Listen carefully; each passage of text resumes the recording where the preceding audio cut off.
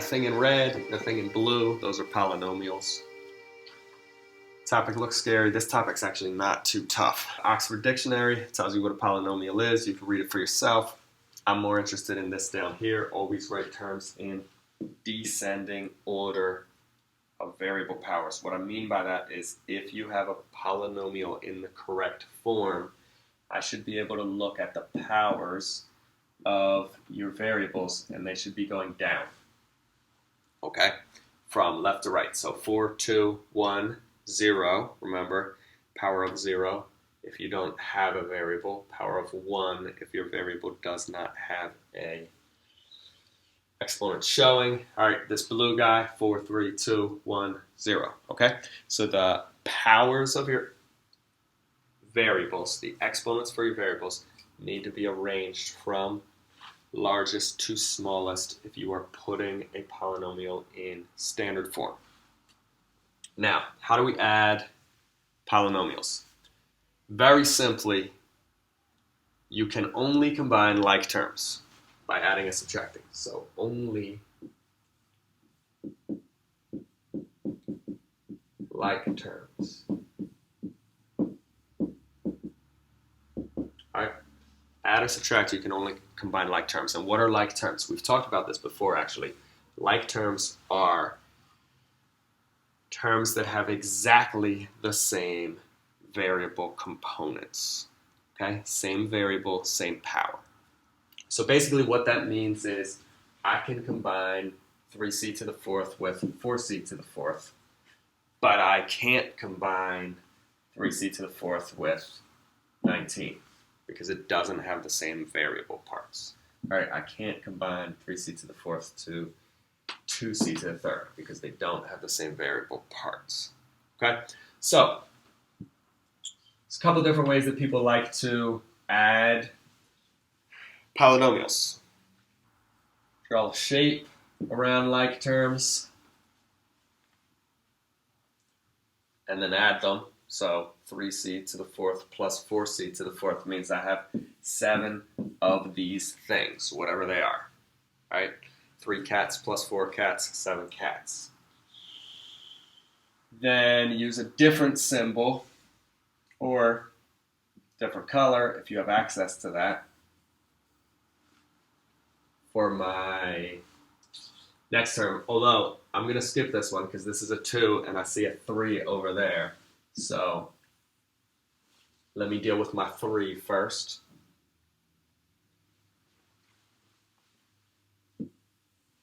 All right, there's only one c to the third term, so that doesn't get combined with anything. Then my blue ones, minus 2c squared plus 8c squared. If you're not good with skill number 2, you're adding and subtracting exponent or adding and subtracting integers. You might want to use a calculator. -2 plus 8 will give me positive 6 c squares. My just plain old c terms, running out of shapes.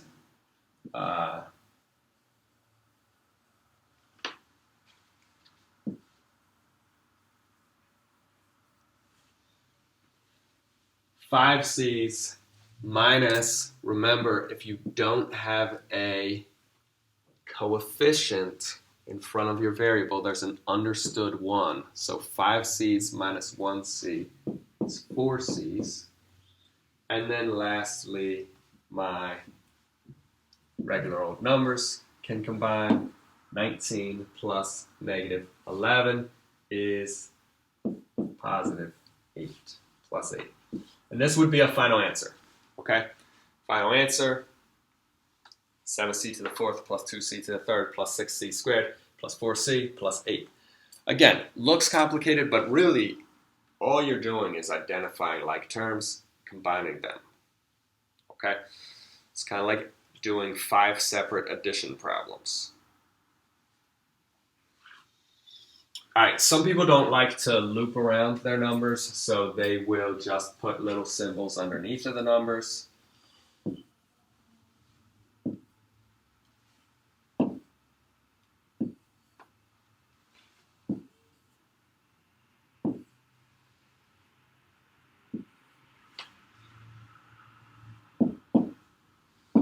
Okay, that's another way to identify like terms. Some people do that without the symbols at all, just touch 3c to the fourth plus 4c to the fourth and write their answer. All right, there's a couple different ways that you can do that.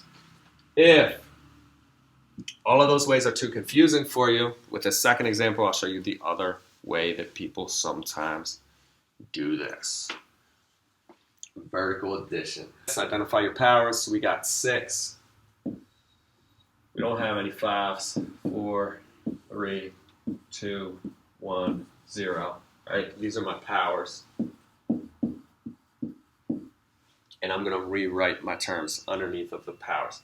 All right, this sometimes is helpful when you have more than 2 things that you're adding together, but we can show how it works with this. So 3t to the 6th and 7t to the 6th. Okay. 5th, there are no 5th terms. 4th, we have 3t to the 4th.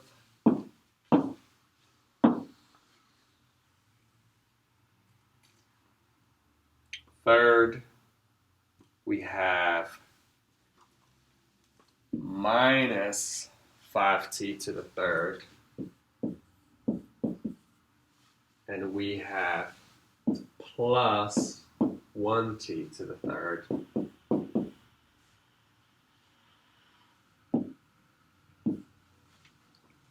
T squared, we have plus 1t squared. And nothing over there. T to the first power, we have plus 2t, we have minus 9t. And lastly, for my 0 power, no exponent, we have minus 11.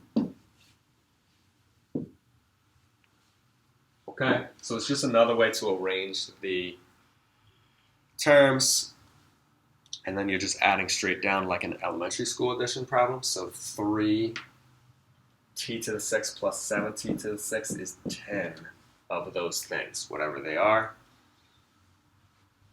This one doesn't have anything to combine with. Negative 5t to the 3rd plus 1 will be minus or negative 4t to the 3rd. Nothing to combine with.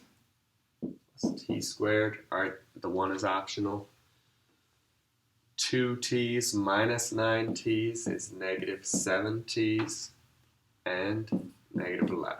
All right, so that would be a solution. All right, so that's adding polynomials. Subtracting polynomials. You're going to need to know this. If I have a subtraction sign in front of parentheses, that subtraction sign distributes to all terms in the parentheses. So,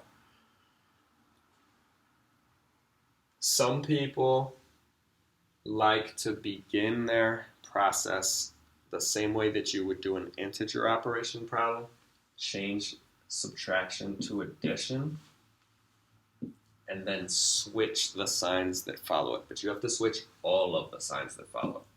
So, negative 4 instead of positive 4, minus 9 instead of plus 9, plus 2 instead of minus 2, plus 6 instead of minus 6, and minus 1 instead of plus 1.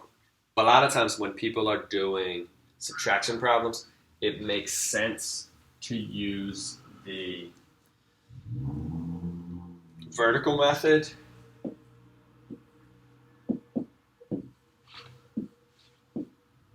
since you're going to want to rewrite one of your polynomials anyway. All right, so that would look like this. First, just dealing with the first polynomial, we've got 5t to the 6th minus 7t to the 3rd plus plus 1t squared plus 18. And then writing my second polynomial with my sign changes, we've got minus 4t to the 6th minus 9t to the 4th minus negative 2t to the 3rd, which is plus 2t to the 3rd, minus negative 6t, which will be plus 6t, minus 1. All right, got your terms written. And since we've switched our signs in the process, now we're just adding straight down, okay? So 5 minus 4, 1 t to the 6th, no 5 term, minus 9t to the 4th, negative 7 plus 2, minus 5t to the 3rd, plus t squared, plus 6t. 18 minus 1 is 17, plus 17. Okay, final answer. This guy right here, we actually have 3 polynomials. 1, 2, 3. All right, you would do the same thing with multiple operations in polynomials that you would do with a regular number. First combine the first 2 and get an answer, and then combine that with the last one, okay? That's one, or you can try to do it all together at once, but it gets a little complicated in your head. So let's go this way. 8g squared plus 4g squared is 12g squared. No g term, minus 2g's. And then negative 11 plus 7 will give me minus 4. All right, that's combining my first 2 together. Now, subtracting from that these numbers, we've got minus 2g's and minus negative 6, which is plus 6. All right, final answer, 12g squared minus 4g plus 2.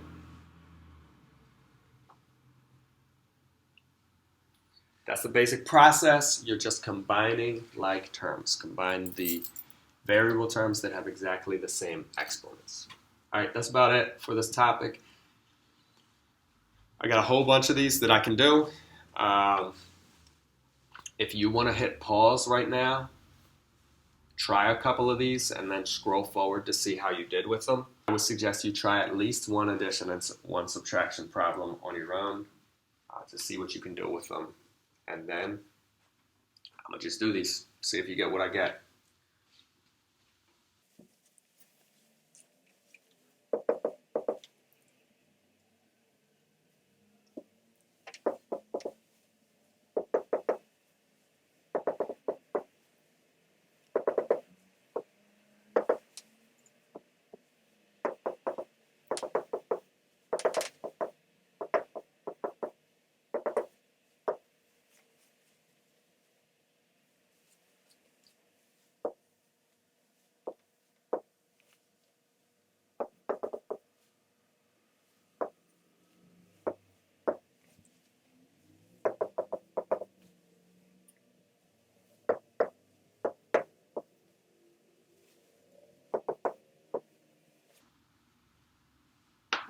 All right, again, if you're not getting what I'm getting, bring your question in. How come on such and such a one you got this answer? I think it should be this answer, all right? Maybe I'll make a mistake on purpose so you can test who's awake.